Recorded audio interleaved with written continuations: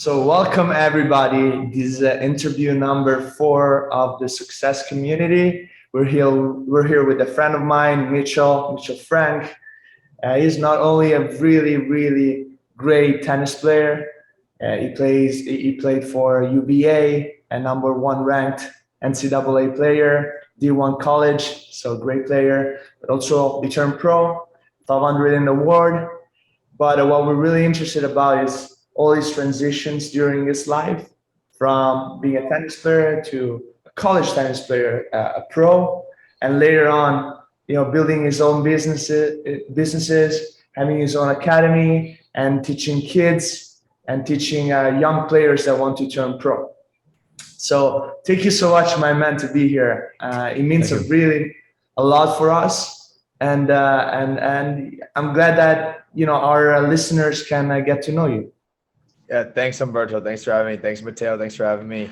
It's just happy to hopefully give some tidbits that might help somebody. So Yeah, and definitely, man. What's interesting is that um, you're not just into tennis. You're kind of into everything. You are a fast learner. You wanna get to know new things every day, and this is what I learned from you. We spent some time together in Utah. We're living in the same place. Learn we learn a lot from each other, and what I can see is that you're always striving to get better and to learn something new. And it's not only relatable to tennis or sports, but it's also about investing, which is something that I would like to touch with you later on. But let me ask you, tell me a little bit about your college experience. I know you went to UVA. You're very humble, and I know that you're not going to say much, but you were number one tennis player in NCAA, and that's huge. yeah, so I was top five in the world junior, and I was trying to decide what the next step was. My coaches basically made it clear that I needed to go to college. My game was not ready to go pro immediately at 18 years old. And to be honest, I was struggling a lot my senior year of high school. I made some technical changes in my game, and I was really in a bad place, to be honest. And so I committed to UVA in October of 2010, and you know yeah, I was really, really struggling, honestly, through about April of that year, and then kind of hit a stride and had probably 8 of the greatest months of my career. So I came into college and I just, won around at US Open qualifying and had finaled the national championships at Kalamazoo. And so I had some really good results, had raised my ranking, I think at that time to about 625 in the world, which is pretty good for, somebody who was, 18 years old. And so I came in and I actually ended up winning. There's two major tournaments in the fall, the All-Americans and the indoors, and I won both of them. So I became the only freshman or I think I still am the only freshman to ever do that. And obviously it was extremely unexpected, even for myself, because I was playing well, but I knew that the college level was a very high level. And so coming in, kind of having that happen was great, but it was also very challenging. I really did not do a great job handling the pressure. In the spring, I had a really, really tough spring. Even though I had success as far as results wise, the process was not great. And I'm somebody who, when things aren't going well, I train more. So, I was barely sleeping. I was overtraining. I was training, 9 hours a day because I didn't feel things were, going right, kind of. So then actually, I ended up making the quarters of NCAAs in the individuals, and we lost in the finals as a team. And then that summer, I was playing tournaments and whatnot. And then in July, I was standing up off a mat and I tore my meniscus in my left knee, just in a freak accident, like literally just standing up off the ground. And that was, in my opinion, in some ways, a great thing that happened to me, because I was out for 6 months, and I could kind of get away from the pressure of feeling that I had to win. I literally felt like that I could not lose, not in the sense of like confidence, but in the sense of pressure. right? If I lost, the world was coming to an end. And, that's a very, very tough thing. So that gave me an immediate respect for anybody who's super successful in any field, the pressure that they're going to feel. And then it also gave me a sense of what it feels like when you're very result driven and not process driven. Because even though I was having success in juniors and in these different realms, I was always able to kind of find this idea of like it's all about getting better. And I was always able to find that. And so every day was productive for me versus I felt like when I had all the success, I couldn't make a day productive because everything was a test of, am I good enough? And I think that's where I actually lost confidence in a sense. I wasn't sure if I like deserved, the success I had. Basically, I was almost scared of being kind of the hunted as opposed to the hunter, and so that was so that was a very tough time, kind of speed up a little bit, but just so I came back off my meniscus surgery and was a part of UVA's first title in 2013. Ended up clinching our indoor championship in February, and then ended up clinching the NCAA's in 2013, which was a crazy match in which I saved a championship point to come back and win. And to be honest, though, I was never really able to, even through those moments, to get back on track as far as mentality wise. I just really struggled with it. Felt pressure from a lot internally, and then felt like I always, had to be winning. That's what I thought. I thought that if I'm not winning in college, like how can I even think about being a pro? And I think that's where my mindset was incorrect or faulty, I guess would be the term. So I ended up,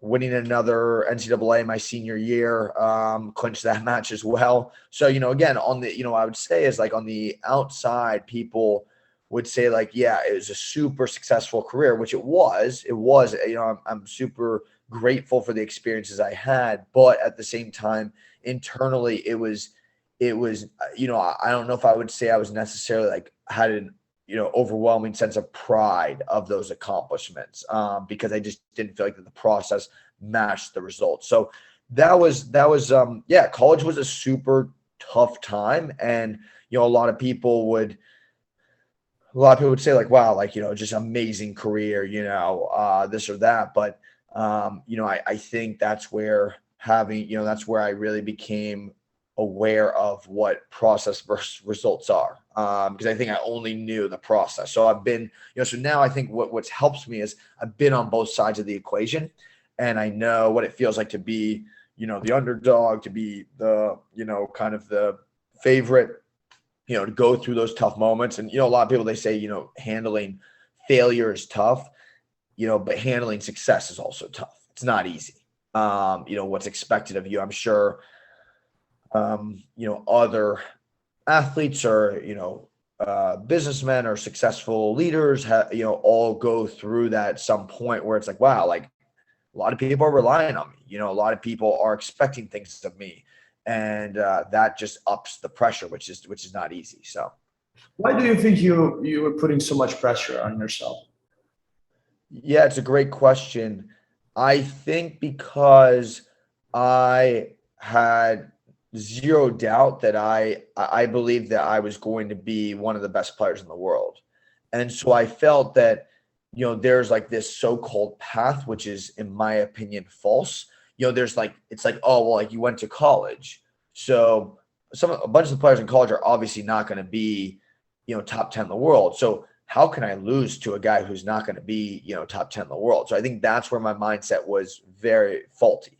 And so I felt that if I'm not winning in college, I have no chance of making it as a pro, when in fact, there are so many guys, Cameron Norrie, Marcos Giron, like these guys lost a lot in college, a lot, and obviously later on, maybe not quite as much, but they were losing.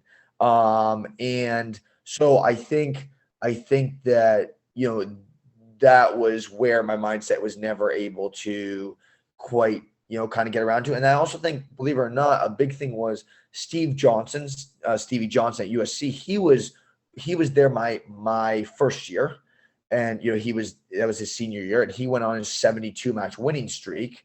And so everybody was like, oh, that guy's gonna, make it as a pro, right?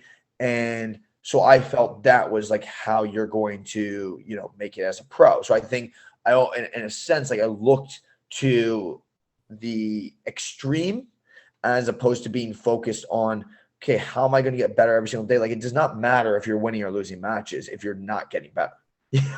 So I think that's, at the end of the day, like the number one way you're going to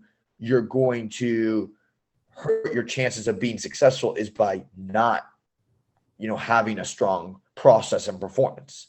And so that's where I think that I went wrong. Yeah, that's interesting, because you said also that maybe one of the things that damaged you the most was comparing yourself to the others and thinking, okay, so if he's winning like this, he's going to be pro. If I'm losing this match, I'm not going to be pro. So maybe that's a good point of what damaged the mindset the most during that time. But that's very interesting. Which, by the way, I think it's one of your favorite quotes. It's from Peter Thiel, and we talked about it. It's escape authenticity. It's escape competition through authenticity. And it sounds so good right now in what we're talking about, because sometimes you always tend to compare to another person, while the best thing for your progress, which you mentioned earlier, is just compare yourself with yourself a couple years ago or a year ago or whatever. And it's not simple. I think like you need to put the ego out of the equation to be able to do that. And what did you learn from it, man? What did you said you were putting yourself a lot of pressure, and you had this internal dialogue that was kind of draining you inside. What did you learn out of it right now that you are a coach and a business person? Yeah, I think that the two biggest things that I learned is just as far as coaching other kids, it's super important that you are able to make them feel that you are going to support them regardless of the result, right? Like nothing changes basically, because it doesn't, right? If Bob over here goes out and wins, a tournament, like, does it really change like what you believe they're going to achieve versus if they lose first round? Like, not really in the grand scheme of things, right? So I think it's super important that players feel unconditional support, because at the end of the day, the most important thing is, are they getting better or are they not, right? And tournaments help to give you a measuring stick, so to speak, on that. But the idea is that they're able to go back to work and say, hey, you know what, like, whether I won or lost the tournament, like, today's an important day to get better. And I need to get better. Like, I need that. The most important thing is that you need to get better. And then I think there's another thing that's not talked about a lot, which I started thinking about, especially recently, is this idea of like, there's process, there's product, and then there's performance, or process, result, and there's performance, right?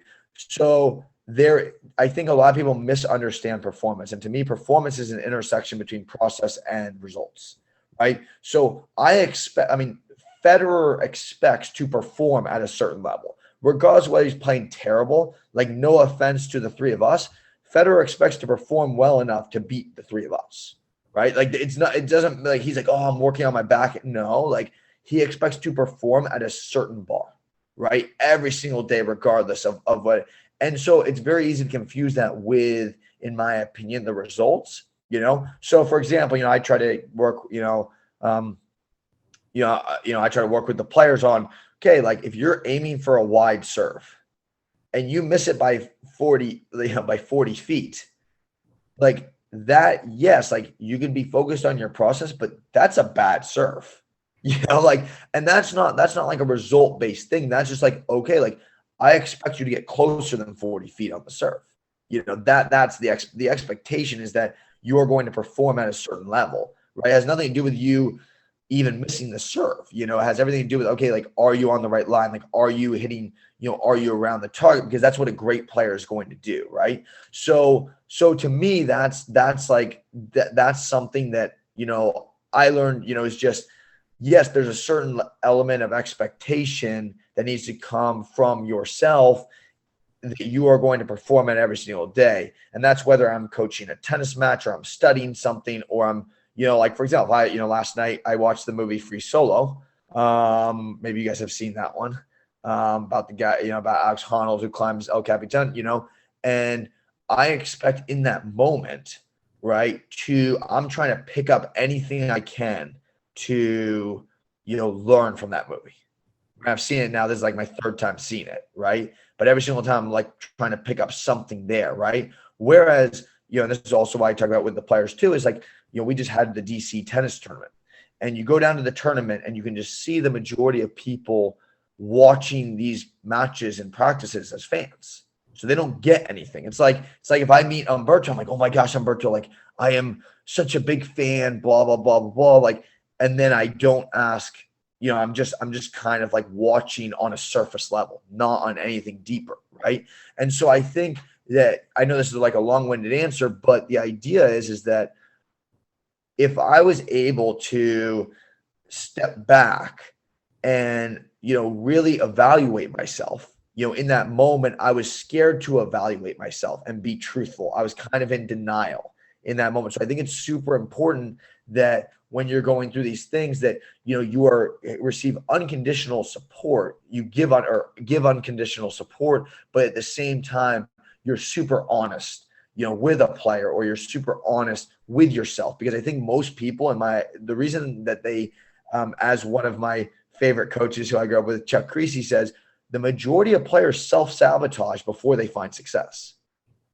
And it's so true, in my opinion. The majority of players who could be great are not great because they self-sabotage, because they're scared, right? And until you can actually dig into that, I think you're going to really struggle. And that's what I think, looking back on, that was my number one issue, was that I was in denial. Like I did not take a truthful view of my game, of what I was doing, and think about like all these different, what I was not doing well, what I could be doing a lot better.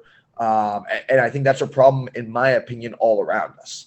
The majority of people are not truthful, and then that leads into the, oh, I'll do it tomorrow. Oh, I'll do it another day. Oh, I'll, next week, kind of thing. So that's my, that's my honest kind of takeaways from it. And last thing I would just say for tennis players is, look, it's a very tough sport.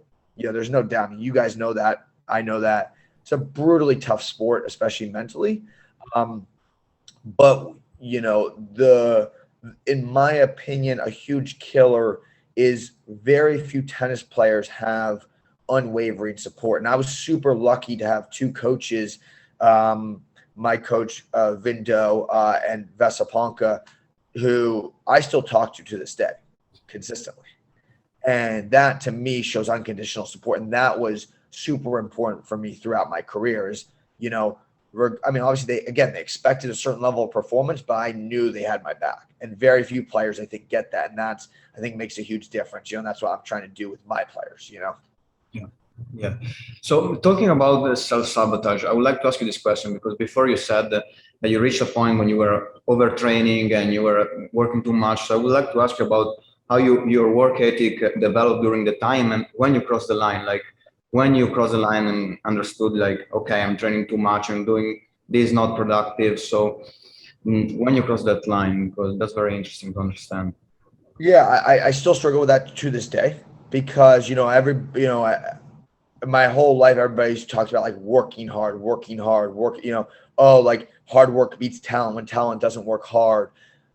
And so, yeah, it's a real challenge that I fight. I mean, they have the term workaholic, right? Which, if you think about it, is like not a good term in a sense, right? It's like, an alcoholic is somebody who abuses alcohol. A workaholic is somebody who abuses work, right? And so a lot, so for me, like I wear it as like a badge of honor, but I don't necessarily think it's great. So when I was in college, like I didn't, I later on I tried to work less, but again, I don't think it was necessarily as purposeful as it needed to be. And so I think that's kind of the challenge. I was aware of it because I could feel my body kind of breaking down, and I would get aches and pains, and I would be like, this is kind of, I mean, I was aware, like, this is kind of crazy. I'm out here until 1 a.m. hitting serves 4 nights a week, like that, that's probably a sign that, you're probably overtraining a little bit. Right. But I don't think to be completely honest, like, I don't think I necessarily, have overcome that completely, just because, I think it's so ingrained that, like, working harder is better. Right. And so that, I think, is false in a lot of ways. And, I think that it's way better to work for, let's say for tennis player, let's say 3 hours on court, an hour of fitness, let's say 4 hours a day, and be super intentional and super focused for every single ball. And then be done, than it is to be out there for 8 hours hitting balls. And you also start to not value the ball, right? You start to just be like, oh, well, like, there's another basket coming.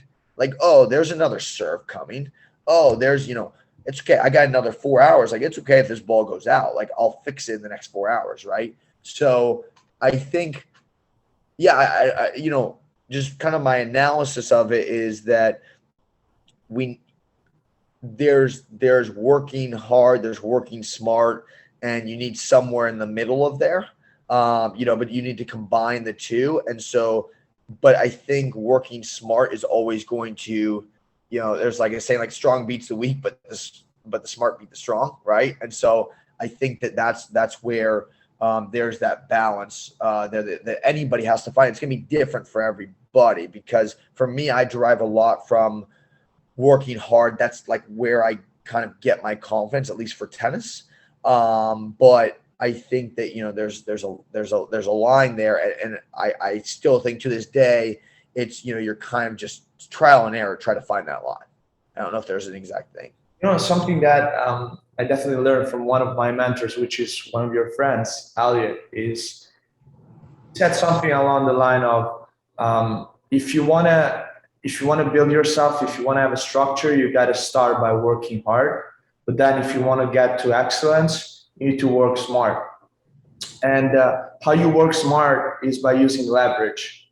And it can be in tennis by, seeking for guidance from your coaches and getting feedbacks. But what I'm most interested right now is in the business world, seeking leverage from employees, from people that can help you expand that idea and get you to the next level, whatever you're doing. So let me ask you, relating to business, I know you started your own LLC, you have your own academy, you're teaching kids, you're teaching aspiring pro players of, I think, from 8 to 20 years old, if I'm right. Yeah. We basically, we have like some, rec based programs, just kind of getting kids started. So we actually have kids who are like 4, Okay. who are in there, and then basically I would say, yeah, like 18. Okay. And then we have some adult stuff, but yeah, just trying to get kids who, to be honest, are one of the problems, in my opinion, with the tennis landscape is, as me and Elliot talked about, is it's tough to make tennis a so-called scalable business, because scalable basically means that the more people who join, the better the product would become. So Netflix is a great example of like a scalable business, right? The more people join Netflix, the better content they can put out, because they're making more money, right? Which means the quality goes up, right? So Netflix, super scalable. The problem with tennis is that if you want to have personal relationships with your players, right, if you want to really be able to invest the time, be attentive and whatnot, then the more players that are there, the less you can do on that front, right? So, obviously you need to be able to have other coaches to help you, but that's kind of like the challenge of it. So, kind of the niche that I'm trying to tackle a little bit is just this idea of like, more is not better, right? Like having 800 kids, while nice, while yes, it would be super, let's say super successful financially, let's say, it doesn't necessarily mean that it makes the players better, right? And so, luckily for me, I had coaches who were super attentive, developed those personal relationships with me, and that's why I still call them to this day, right? But how many of these other players still call them to this day? Like, probably not many. And it's not just because I'm in tennis, right? It's like besides the point. The point is that I literally, one of my coaches who's, amazing. The other day he's like, oh, like you're done with summer. Like, why don't you come stay at my house for a night? And like, we'll wake up at 5 a.m. and we'll go run. And he helped coach Elliot too. And he's like, we'll have lots of great conversations. We'll go by the fire pit. That goes beyond tennis. That goes beyond tennis, right? And so that's kind of my goal, is that, these players, I guess, can feel that, first of all, they trust me, right? That they know that I'm ethical. They know that, we're gonna try to do the right things. Yes, we're gonna try to push you hard, but you can call me just as much if your forehand is not working, as if you got a bad grade in school, or you're having a problem with your family or whatnot. That's kind of the goal. If you have an excessive number of people in who you got to deal with, you're not going to really be able to have it's gonna be too many calls coming in, right? So anyways, I just want to kind of explain that concept there. So, and it's interesting how you are approaching your business into something that is not transactional based, but it's more relationship. I think over the long term, it's gonna compound better if you really are interested in the people you're working with, right? You were mentioning something along the line of going beyond tennis. Let me ask you, what are some what is the vision for you in the future? Do you still want to be involved in tennis long term? Do you want to start other businesses? Tell me also a little bit about investments and how you got interested into it. Yeah. As far as the future, it's so I actually, to be honest, so my first 2 years, I enjoyed the coaching, but I was kind of doing it because I was good at tennis. I knew I had a name. I'm from the Northern Virginia area. I'm from the DC area. I have a decent name in the area. I love tennis, right? So like, why not do it? And to be honest, it was fun, but it wasn't, there were a lot of struggles. I felt very burnt out. I felt like, there were days where I didn't want to go to work. There were days where, I just didn't feel that there was like a lot of like meaning to it. And also I really struggled because at first, right, you're trying to build this thing up. And so you're not, it's a lot of times you're getting, you're having, you're kind of getting a mixed bag of players, right? Some who want to be great, some who don't, and then you're kind of having to throw them together, right? Because you got to make groups. And so, yeah. So to be honest, this summer I've enjoyed it a ton more than I have. Like, this summer has flown by. We're on our last week here, and every day we have our elite camp from 1 to 5 p.m. And I'm not even kidding. Like, I could do that camp. I could do that 4 hours. 4 hours feels like 20 minutes. Not even joking. Like, it just flies by, right?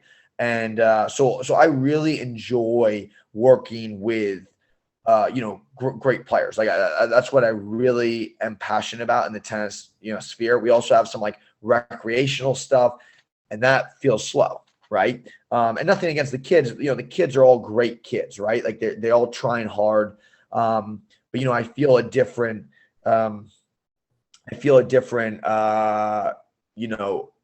I want, a different, the time sometimes, goes by a lot slower, just because, look, there's a lot of great kids in there. And then there's also, you have your mixed bag, right? So you're dealing with discipline, and you're dealing with, some of these other things that, obviously as tennis players, we want to, or tennis coaches or whatever, you want to be able to just focus on, how can I teach them tennis, right? And so the big thing here is, for me at least, was starting to feel that like, wow, I really, really enjoy, being on court with these good players, right? So I think that, kind of gave me a sense like, okay, I'm really enjoying this. As far as, kind of down the line, I don't have a great answer. A lot of it is, I would love to start other businesses. I really enjoy building, the business. There's no doubt about it in my mind. that, it's a ton of fun for me to figure out how to kind of put pieces together and whatnot. I have another, I have, I just, I think it's a lot of fun. And so I see it a lot as, kind of a parallel to tennis, right? You build like as a tennis player, you're building your game, right? Like, and so, you can be analytical about, okay, like, what do I need to improve on my serve? What do I need to improve on my backhand? What do I need to improve on my movement? And that's how I see like a business is there's all these different elements to it. And I think it's very fun to, check out different fields and see what's kind of going on there. So I know it's not like a straightforward answer, but I really, there's a lot of thought to go into it, but luckily I do feel like I'm thoroughly enjoying, coaching a lot of these kids. And so, last couple of years, it was definitely, a little bit more of a struggle, just to be completely honest. So that's a good starting point. And then, look, I mean, I would love to do something, I would love to do something that, try something else, because everything in my life has been tennis. And so I think it would be cool to test myself in a different arena. But what that means, I don't know at this point. Something that you were getting into when we met was investments. Correct. So when did you started it? When do you start investing your money and starting diversifying? Personally, probably like last maybe like August. I bought a couple Apple shares. So that was kind of starts like, all right, like whatever, Apple will probably go up, so might as well. And then I got more into cryptocurrencies, especially talking to Elliot, talking to some different people, and just starting to actually understand. So I actually invested in cryptocurrencies in 2017.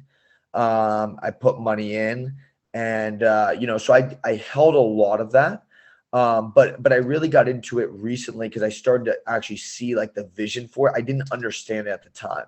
I was like, oh, like it's going up. Like, let's just put some money in, right? Like, that's how I think a lot of people do it. But now, I've actually understood what I'm actually doing, what I'm actually, putting money into. And when I say what I'm doing, I understand like what the long-term view is of it. It's not, a day-to-day thing where it's like, oh my gosh, did Bitcoin go up? Oh my gosh, it went down. Uh-oh, like let's freak out. No, it's like, okay, like, we're looking, 10 years from now. Well, if you think that inflation in the monetary system is going to, or the financial system is going to struggle, is going to have problems holding store of value, then that's like probably a good place to put your money, right? And so it's like understand and doing your own research and thinking through it. So I've been big in there, and then I'd love to get into startup investment, because I think that's just like super cool to be a part of the future. It's just trying to, there's rules and regulations for. So I wanted to ask you, because since we're talking about investments and also about cryptocurrencies, because we're all here investing in cryptocurrencies, we're all passionate about this world. But I would like to ask you how you're managing the investments in terms of percentages, like how much you're investing in the stock market, how much in the cryptocurrencies, because obviously like the risk is different in these two markets. So how you're managing it, and what percentage are you giving? Yeah. So one thing that I'm working through, honestly, just like, Umberto and I have talked about in the past, is just, I hold too much cash. Okay. There's too much cash, and that's just going to continue to lose value through inflation and whatnot. So You've got the same problem, by the way. there you go. Yeah. And so it's challenging because it's scary, right? You don't want to see, you don't want to see things go down, right? So that's kind of like my biggest challenge. So, right now I probably have like, not that much. Let's see here. I would say I have, sorry, I can do a quick calculation for you. I have about like maybe 3% of my net worth in cryptocurrencies. Okay. And then I have about maybe like 12% of my net worth in between stock market personally, or, my family has like, people, wealth management, group that they help manage my money because I'm part of the family, right? I mean, they don't own it, right? They just give, it's just like I wonder why you two are so conservative about it. I remember I was sitting on some cash. And actually, I was talking with Ali, and I said, "Hey, man, like, what would you do with this chunk of money?" And he goes, "Man, you are 21. Invest everything, everything." And so, it's interesting to see the different philosophy. Yeah. Where you go, okay, I want to make sure that I have a chunk of money in my bank, even though they're gonna lose value. While I'm more like, okay, I'm 21 years old, which is different, by the way. We're different ages, which is okay. But I'm sitting probably on 10% cash, and I'm holding that in the bank because I'd rather have that 90% invested.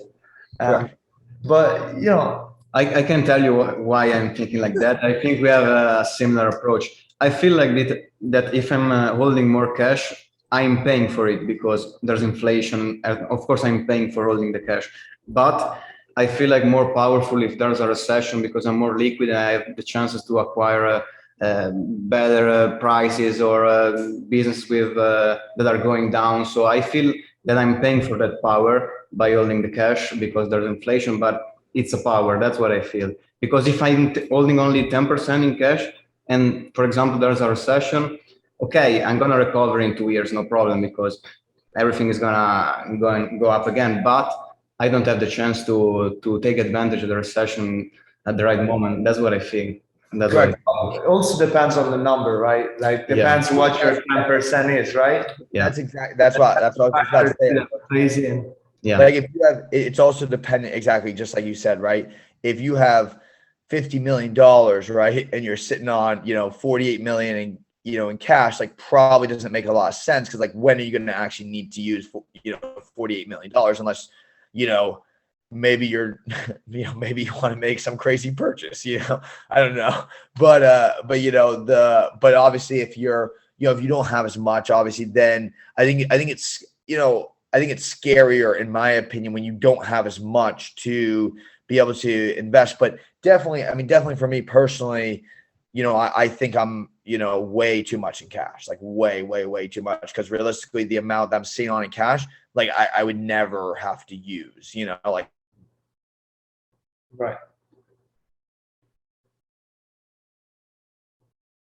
Tanto va via il wifi. Beh, tanto questo lo tagliamo. Ah, bella intervista. Sì. Okay. Here we go. I don't know why. I really have strong signal here. I do not. No worries. You're gonna cut it. Yeah, no problem. All right. Oh, so it's all good. Okay, cool. Yeah, no, I was just saying, like, yeah, I think, I'm never gonna have to use the cat, like, so it doesn't really make sense. But, as I was telling one of my players, yesterday, like, I'm naturally conservative by nature. That's just kind of how I am. And so that's something that I fight with everything. Right. And so I think you're going to see that just like in tennis, right? They say like your personality should come out in your game. I think it's the same thing here. Like, your personality is going to come out some in how you approach things. And then it's like managing how to use that beneficially versus, versus destructively. Right. So also, I was thinking about it because it's kind of like the financial system, especially in the US, but kind of all over the world, it's kind of teaching us to be conservative with our money. Just like put your money in a 401 or in a mutual fund. And these people, how they manage their money is super conservative. They think, by advertising, and by marketing, they make you think that you're gonna have great returns. But at the end of the day, they hide so many fees behind it that they're gonna screw you over. And so your money is not gonna compound as much as you think it's gonna be.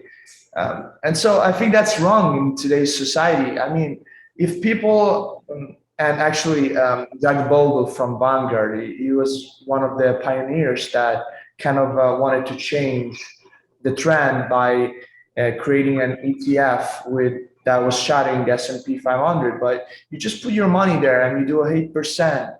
So why, giving money to a mutual fund that is going to perform way, way, way less than that? And I think that's wrong in today's society. Just Yeah, I think it also goes with just like how, it's your definition of, well, one, what do you need to be free, right? Like what is that number, right? Like what do you actually need there? And then I think it just goes beyond this idea of like earned income versus passive income or whatever you want to call it, right? And so a lot of us, again, and this I think goes with the idea of like the hard work. So I think this relates back to one of the earlier things that if you're very focused on earned income, right, then you are going to you're going to be in the boat of like, okay, working harder is better, right, versus working smarter is better, right?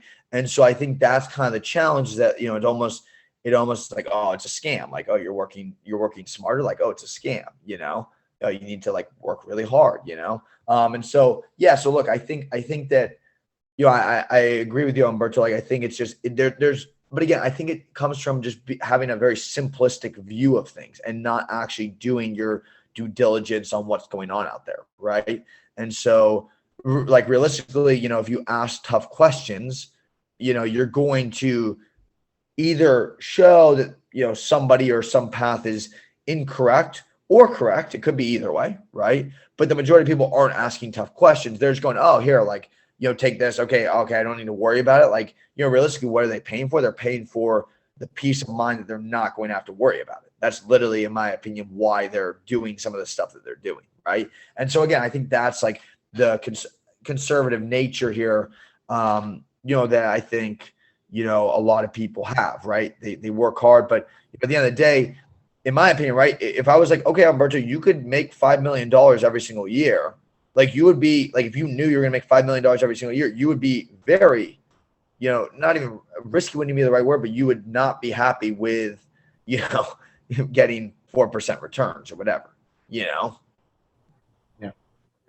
Yeah. So talking a little bit about, discussing a little bit about cryptocurrencies, because you two are passionate about it and you're investing in it. So what do you think is the vision? We're talking about 10 years, a 10-year vision. So not a 1 year or 2 years. So what do you think is the vision? Because we're all investing here in cryptocurrencies. So yeah, I mean, you mean as like a whole for like the ecosystem, or? Yeah, exactly.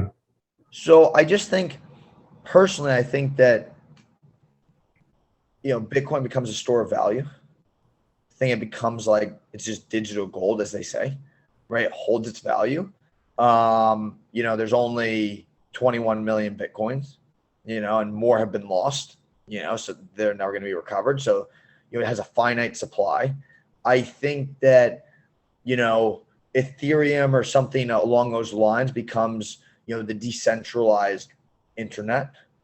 And then, I mean, again, I don't know if it, there are other ones, Cardano, there are some other ones that are definitely interesting in that realm, vying for that. I mean, obviously Ethereum has the head start and it has, brand recognition, right? Like, most people, if you ask them about cryptocurrencies, they're going to say, oh, I know what Bitcoin is, I know what Ethereum is, but like anything beyond that, they're, not really going to know. So yeah, I mean, I think, again, that's, I think that those two are going to be winners, in my opinion.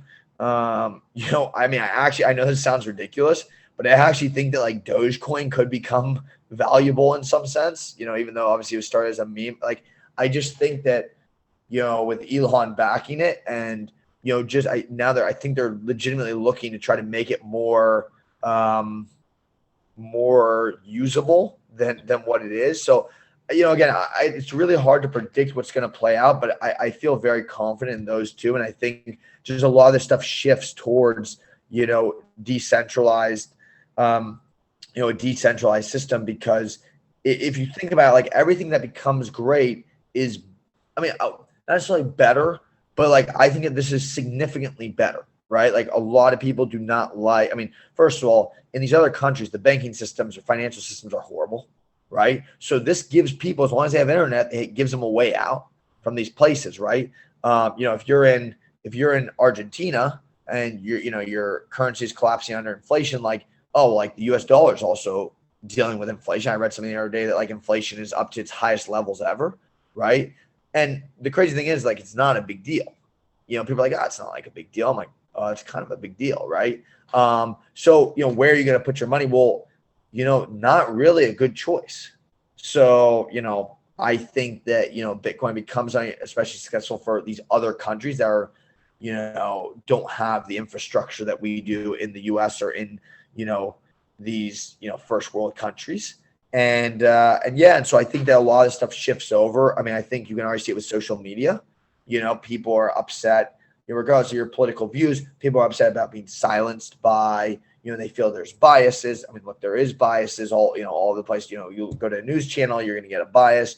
You go to a different news channel, you get a different bias, right? So it's going to allow people, I think, more freedom, and there's not, you know, an underlying organization behind it. And this is something that's also very challenging for people to understand. So, you know, that's why I think, you know, Peter Thiel also has a quote, you know, it says like the best ideas are secrets hiding in plain sight, right? And like, to me, this is still like kind of a secret because people don't understand it, right? So the majority of people, they just like write it off. You know, it's like, oh, like this is just like a scam. Like, oh, it's not, it's volatile. Like, you know, all this stuff. It's like, well, do you understand it? Oh, you don't understand it? Like that tells you that they, you know, that they don't get it. Like they're just regurgitating information that other people have told them.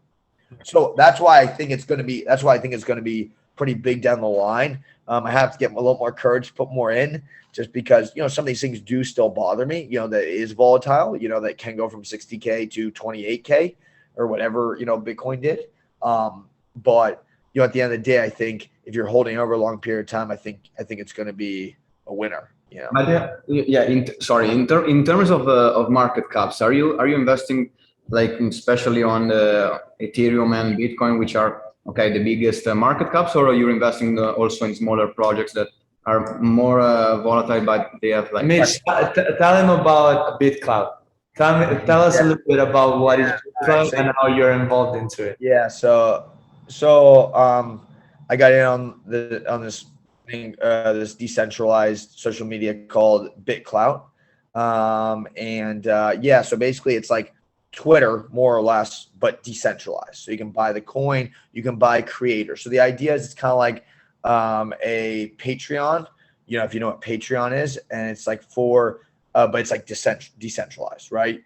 And so it allows creators to monetize themselves. So basically, you know, let's say I was like, oh, okay, I think Umberto is going to become the next Elon Musk. I could buy Umberto coin, and let's say Umberto does become the next Elon Musk, right? Let's say his coin when we start is worth $10, right? He all of a sudden goes to, you know, $30,000, right? I own, you know, 400 coins, right? Like that's, so you're basically, you can invest in people based off of like, the idea is like social clout. They're trying to measure social clout, which sounds like crazy on the surface level. But if you think about it, like, that's really like what Twitter and Facebook and all these social, that's basically what it is, right? Everybody's buying for social clout, right? And so yeah, so I got in on that. I mean, look, it's gone up. It's, you know, it's been down. To be honest, I didn't, this is again, like a mistake on my part. I didn't really have a clear strategy when I went into it. I was just kind of like, okay, like, let's just wait and see. And I definitely messed it up for sure. Not in the sense that like I lost money, but like definitely could have, you know, like made a big, made some big money on it. Right. And really kind of understood how it was going to, you know, work.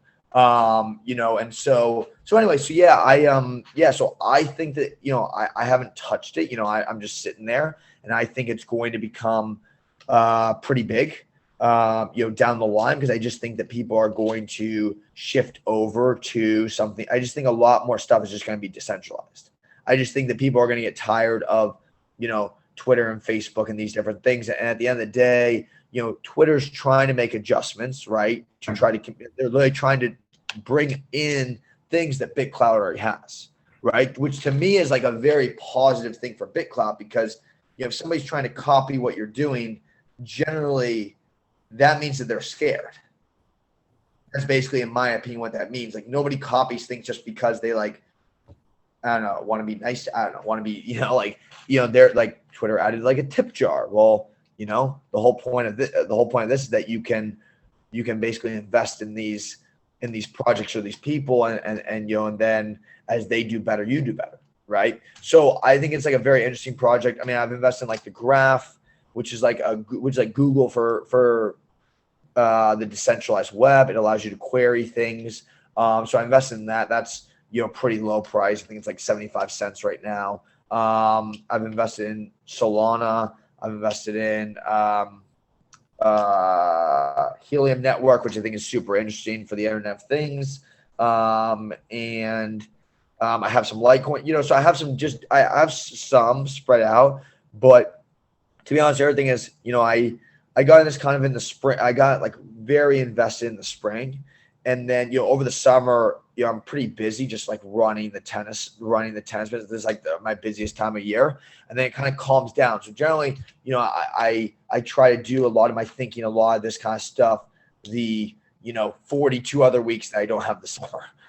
So, you know, I'm looking forward to at the end of the summer going back and starting to kind of dive back into this stuff and get back after it. So. You have another question? No, yeah, actually that was very interesting. I have a question for BitCloud.